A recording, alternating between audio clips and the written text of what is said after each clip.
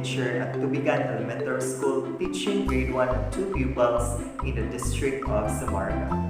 I finished my baccalaureate degree at Summer State University with a degree of Bachelor of Elementary Education, major in General Education.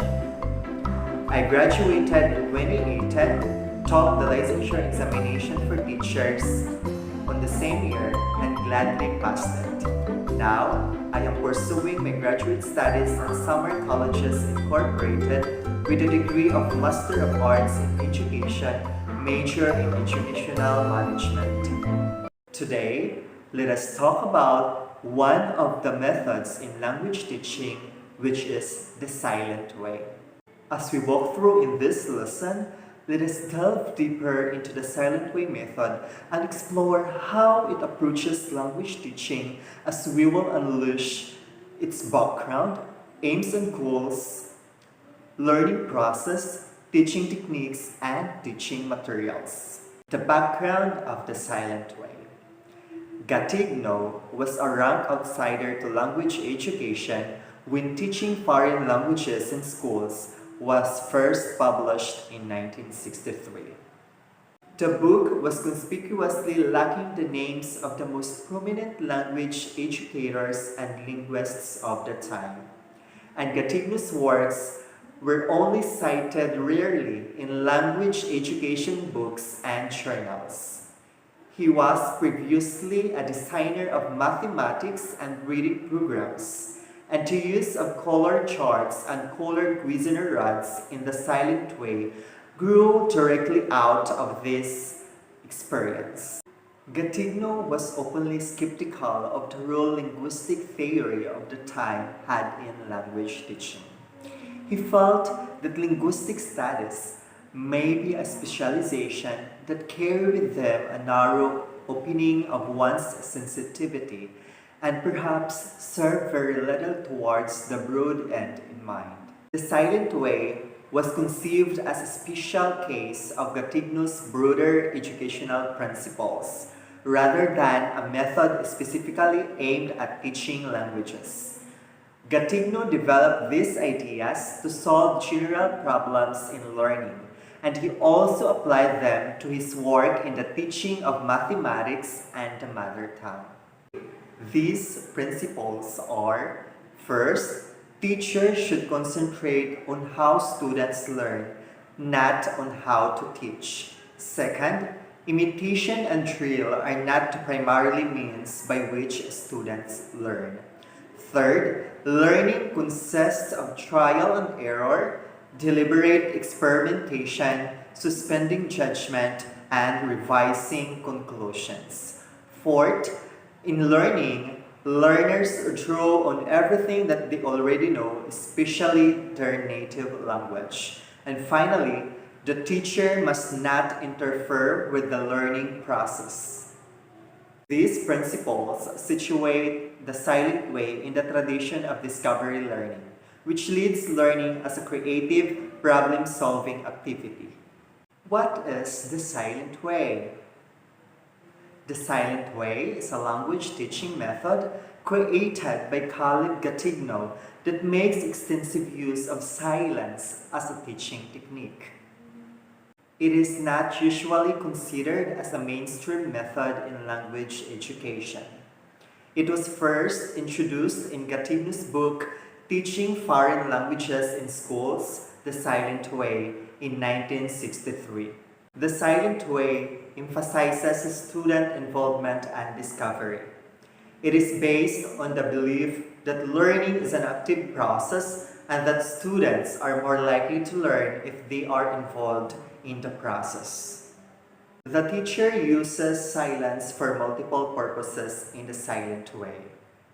It is used to focus students' attention, to elicit students' responses, and to encourage them to correct their own mistakes or errors. Even though teachers are often silent in this method, they are still active because there are commonly techniques that can be used, such as mouthing words and using hand gestures to help the students with their pronunciation.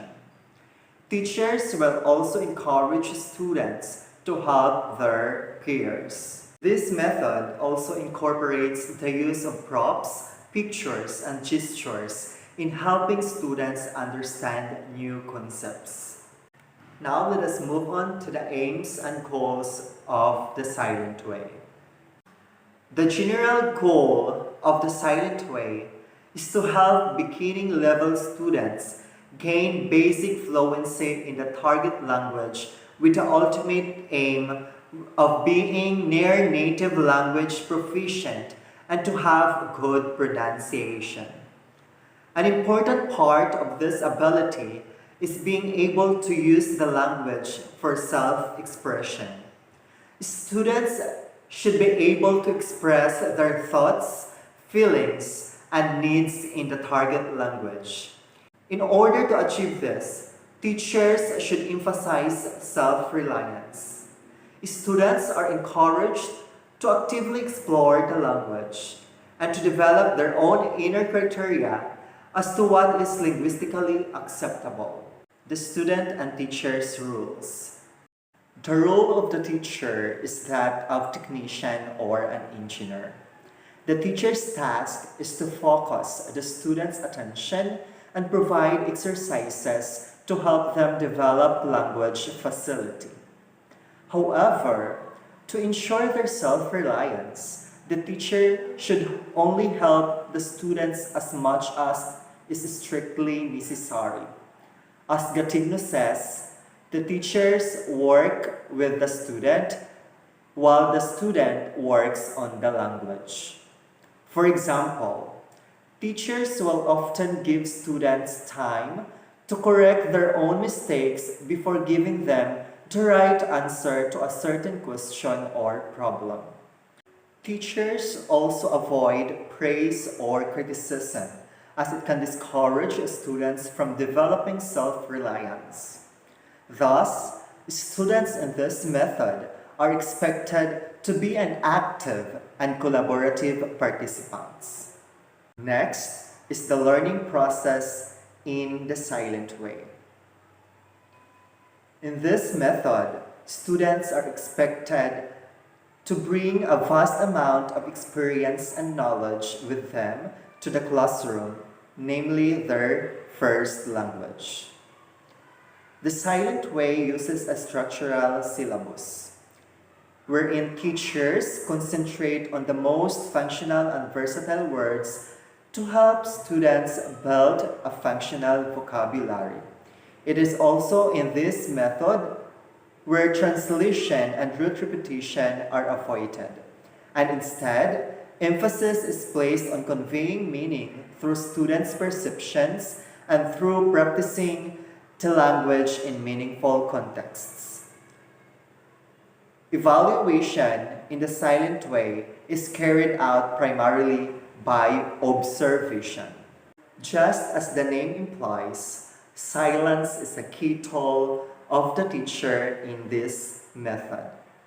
Being silent moves the focus of the classroom from the teacher to the students and can encourage cooperation among them. It gives freedom to the teacher in observing the class. A Silent Way classroom also makes an extensive use of peer correction. Students are encouraged to help their classmates when they have trouble with any particular features of the language. This help should be made in a cooperative fashion and not a competitive one. Remember that one of the teacher's tasks is to monitor these interactions so that they are helpful and do not interfere with students' learning. Next is the teaching materials used in the Silent Way. The Silent Way makes use of some specialized teaching materials. We have colored Cuisenaire rods, sound color charts, word charts, and video charts. Now, you may be wondering what is this colored Cuisenaire rods. As you can see, the Cuisenaire rods are wooden and come in 10 different lengths but identical cross section. Each length has its own assigned color. The rods are used in a wide variety of situations in the classroom. Next, we have sound color chart. The sound color chart consists of blocks of color, with one color representing one sound in the language being learned. The teacher uses this chart to help teach pronunciation. Next is the word charts. It contains functional vocabulary of the target language and use the same color scheme as the sound color chart. Each letter is colored in a way that it indicates its pronunciation.